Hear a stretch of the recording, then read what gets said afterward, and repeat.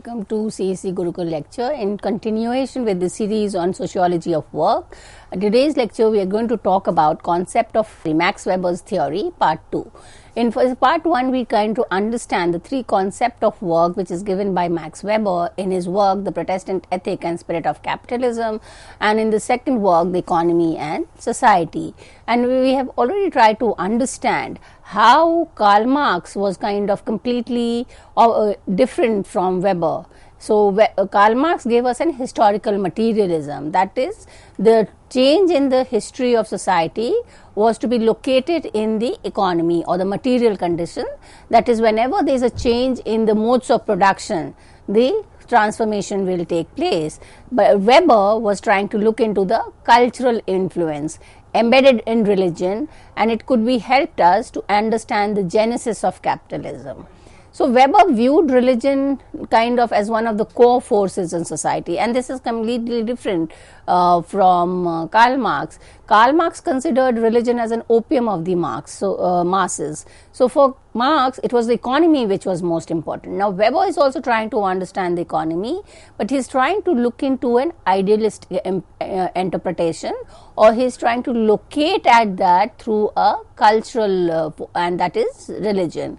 So his understanding was that ascetic Protestantism and advanced capitalism tended to coincide. That is, with the Reformation and the emergence of Protestant ethic was the same period when capitalism started evolving. That is, the modern rational capitalism started evolving in many parts of Europe. So it was the same period, and he's saying that it's not kind of coincident. The two were related to each other, and therefore it kind of led. So wherefore he starts, if we look into start reading his work, The Protestant Ethic and Spirit of Capitalism, he kind of starts with certain basic questions.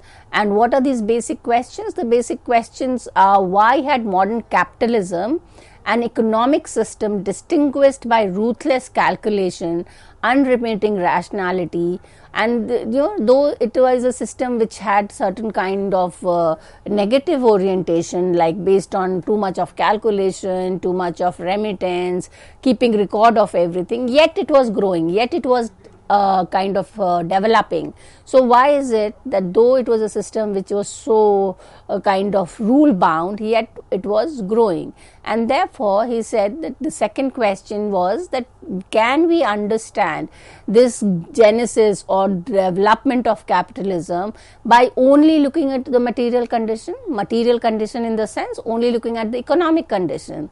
Or we can reword and reframe and say that, can we look at capitalism only as an economic order, or can we look into this embeddedness and see that there is a cultural dimension to the emergence of capitalism?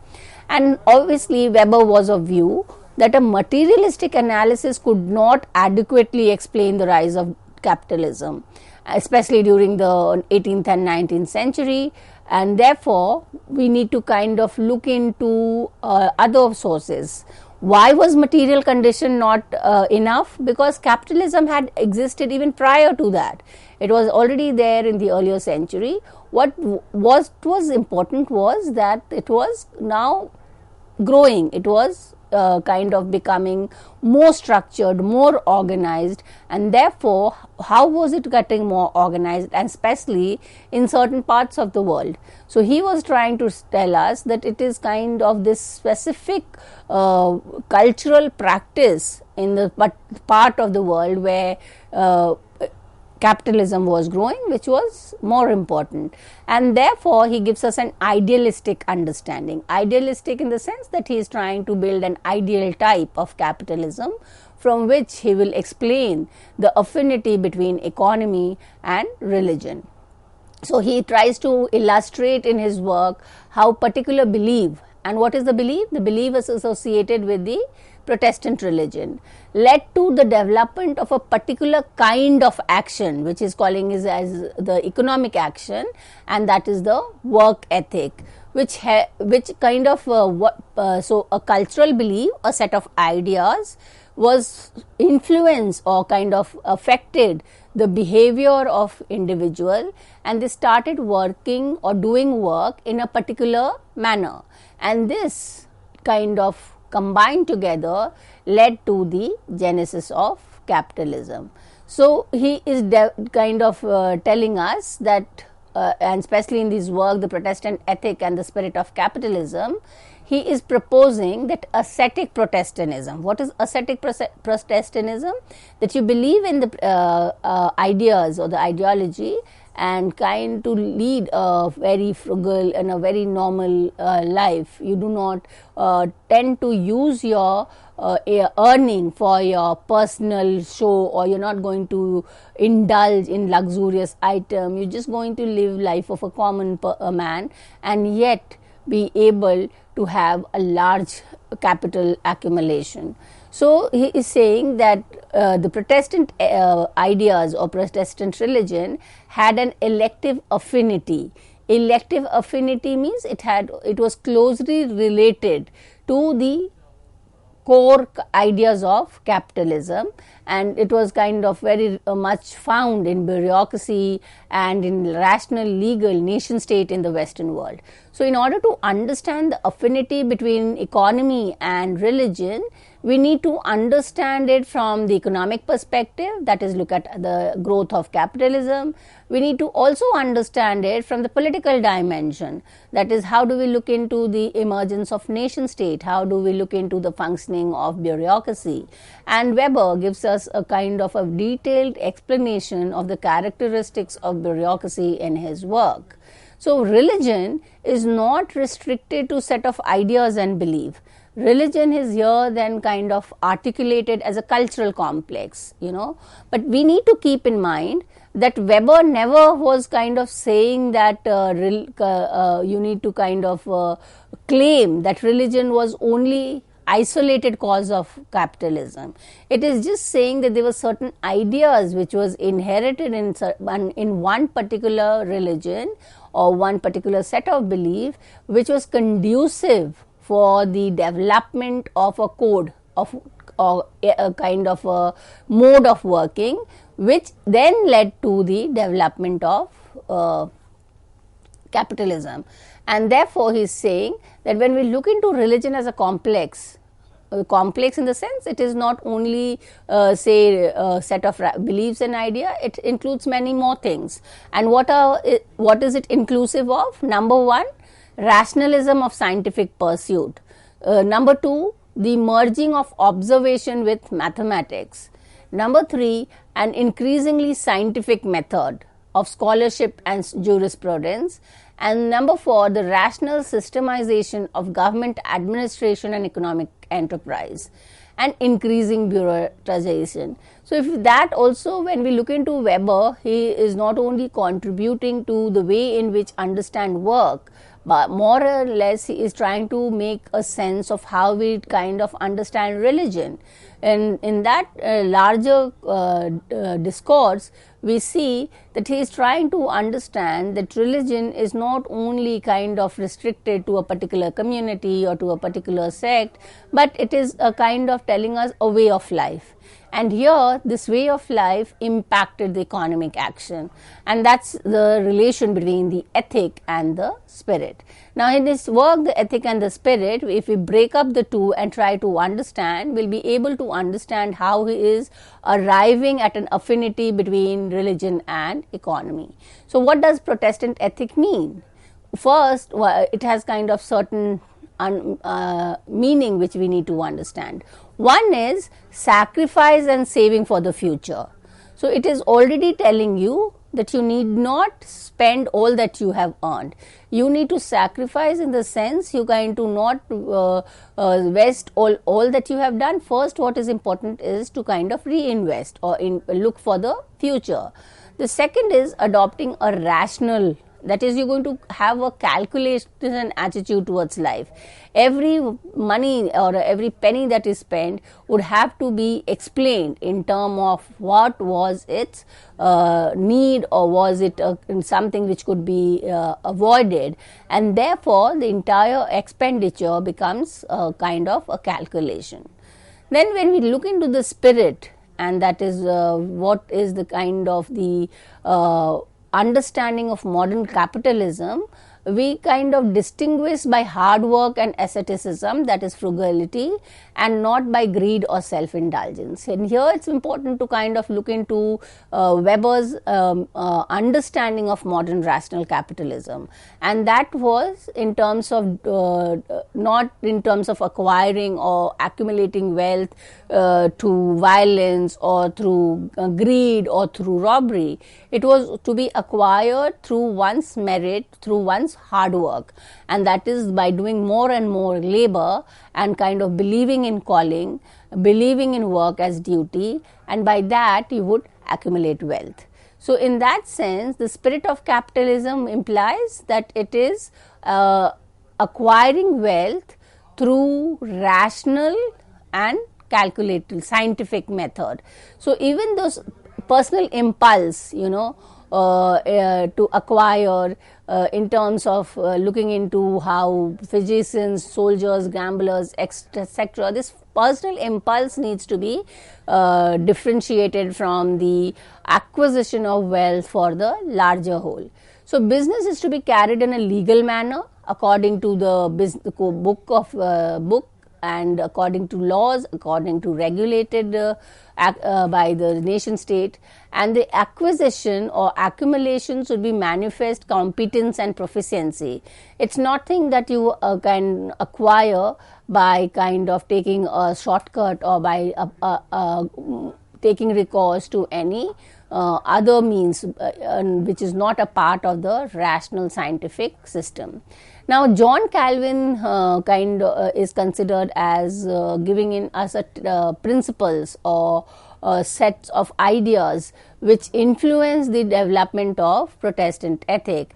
And here the tenets of Calvinism is that God is all powerful, He is transcendent. That is, there is no need of a mediator between the God and the individual. He has created the world with certain kind of idea, and this divine kind of is not known or could not be mediated by the priest or by any religious leader.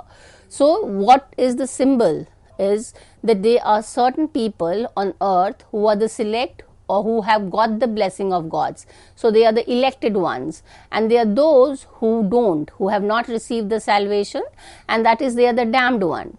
Now, this is the doctrine of predestination, that your life on the earth has been decided.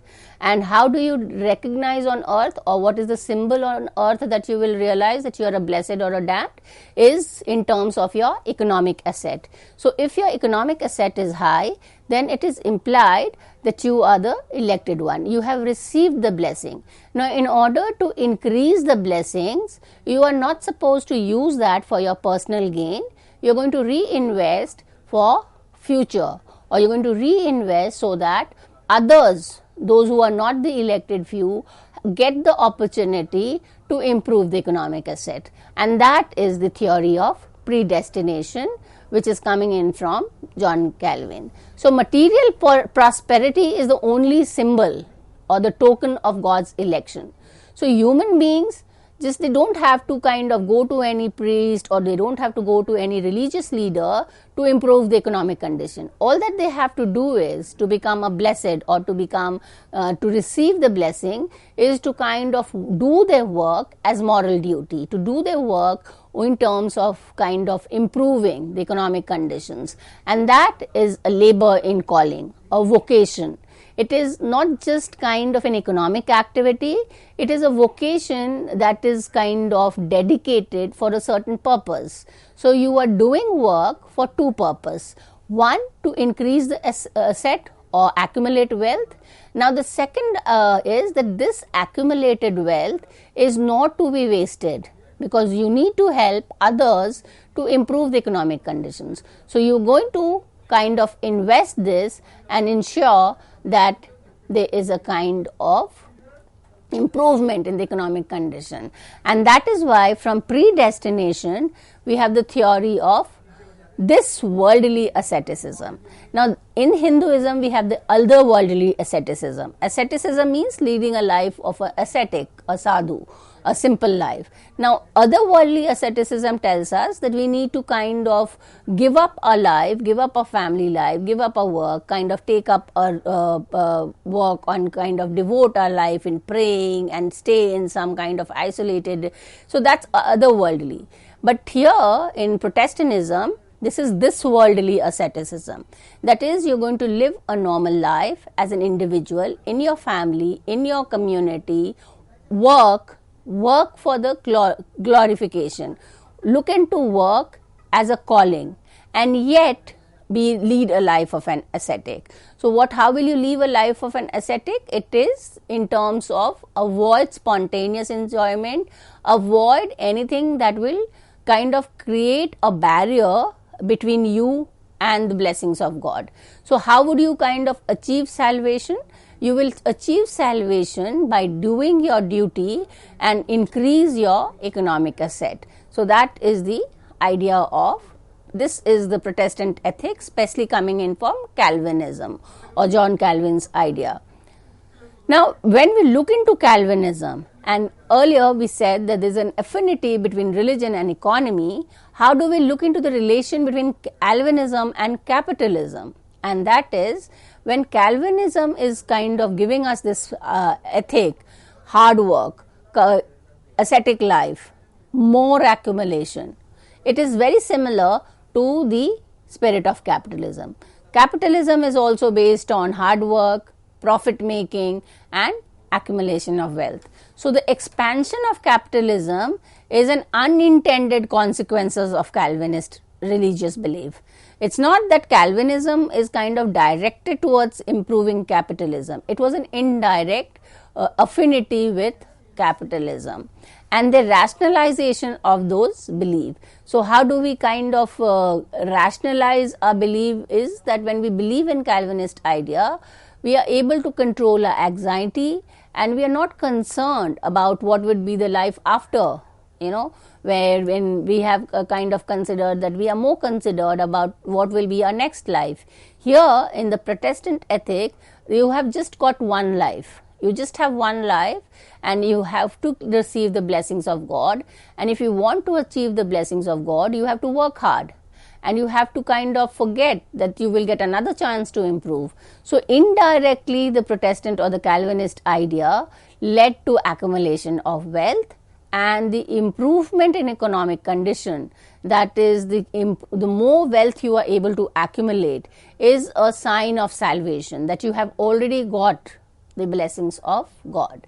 Now, asceticism, as I already said, is not just kind of talking about where we spend or how we spend more in luxury item. It's about discipline. It's about controlling your and conquest of desire. So, at a philosophical level, it's kind of for human beings to do this is quite challenging, and that is why when it comes in from a religious, when it comes in from a particular belief system, then people abide by it and people kind of take it seriously. So when kind of already said that when we kind of not necessarily think about the otherworldly, because then otherworldly asceticism would become a larger challenge. So you need to live your life and avoid worldly or sensual pleasure. So in that context, you will only look into work. You're not kind of concerned about what are you going to do beyond work. It's just work and work as duty. So Protestantism and Calvinism has given us these principles or ideas. One is the notion of calling, vocation, work as duty. Two, the idea of predestination, that all our life has been decided in advance by the Almighty. But it is up to us to improve, and we can improve by doing work in a more dutiful manner. The fourth principle is worldly asceticism, and worldly asceticism kind of is not only talking about leading a life of an ascetic, it's about discipline, it's about rigorous life, it's about controlling your desire, and in order to kind of think about the collective before you think about individual. So a simple frugal lifestyle along with hard work is kind of, if you are able to do that, then you are a true Protestant. you've been able to inculcate in you the ideas or the ethic of Protestantism. And in that context, then, when we have this whole idea that honesty is the best policy, so you are not going to kind of be immoral. It's a moral call, it's a religious call, it's a moral call, that you need to kind of give an explanation for every act that you have done. So all these ideas of accumulation of wealth, work as duty, are the principle which led to the emergence of capitalism. Now, when we look into Weber's understanding of the relation between the religion and economy, what is very crucial and especially helps us to understand Weber's theory is the concept of rationality. Now, rationality, with the emergence of Reformation and Industrial Revolution, all these things was kind of considered as an evolutionary, that now we are moving away from, say, religious superstitious ideas, and we are more scientific, we are more rational in our work. But then we try to also understand that religion can also give us an explanation of a rational, where religion has to be seen as regulating our way of life. It is to be seen as disciplining our life. So in that context, we need to understand rationality. What does rationality mean? So rationality would refer to ideas which are logically coherent and consistent and amenable to empirical knowledge. That is, every action could be explained with a logical understanding. So Weber, the entire contemporary world, that is the emergence of industrial urban society, rationality became the most identifying feature. And Weber believed that when we have to understand modern society and we have to understand the economy, it is very important that we understand this rational feature or the rationalizing forces, that everything around is organized, it is in order, it is kind of systematic, and we can kind of not say things that is happening because there is a miracle or where there is a superstition, but every action would have a logical explanation. So when we look into rationalization and try to understand work, we see division of labor becomes very important. And he's saying that the division of labor in society came in because of the forces of rationalization. And what is the forces of rationalization means? That the entire work was divided according to skill, according to specialization. So there was a rational understanding of work being kind of divided and distributed in order to improve efficiency. So rationalization also in a way help us to understand the growth of capitalism.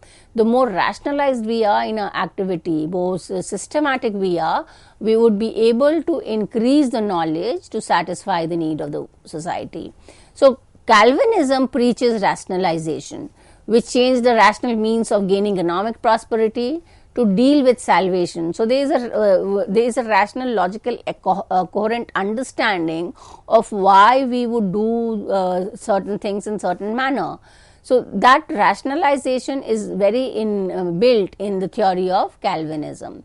When we look into rationality, as I already said, we need to understand as bureaucracy as a rational division of labor, because in bureaucracy there is division of labor based on specialization, on responsibility, and Weber considered bureaucracy as a manifestation of formal rationality. So he also gives types of authority: rational, legal, traditional authority, and he says bureaucracy is a manifestation of the rational legal authority. And rational legal in the sense that it abides by rules, procedures, and not by sentiments. So rational legal authority is a rational dominance. Bureaucracy is a typical explanation of rational legal authority, and he goes on giving in the features of bureaucracy as having rules and regulations, a hierarchy, a structure. So the development was seen as a part of the development of capitalism. As capitalism developed and it was based on rational calculation, it required an organization that could do this calculation and rationality, and for that bureaucracy became important. Just as we look into rationality, the other bureaucracy, other rational organization is the nation state. And the nation state or the modern rational nation state is kind of consist of officials as elected representative rational law, economic policy, political policy. So it is not based on individual desire or on set of certain beliefs or superstition. It's all kind of a part of an organized structure. So Weber was talking about rationality, and he was talking about the development of bureaucracy and nation state, and also, but then he himself would, towards the end of in his work Protestant Ethic, says that the modern humanity has got kind of captured in an iron cage in the sense that we have got too much of rationality, too much of science, too much of calculation, and human agency, human social agency has got kind of denied, and we have got engaged or we have got captured within the boundaries of rationality and scientific temper. So too much of rules, too much of management has somehow kind of too much of technical economic condition has made us kind of part and parcel of the entire process of capitalism, where we have lost our own control over the social agency and the desire to be as human. So this is how he looks into the understanding of the relation between religion and economy, and helps us in terms of understanding the transformation in the economy which was taking place due to the emergence of a particular form of belief system. So with this, I come to an end of today's lecture. Thank you.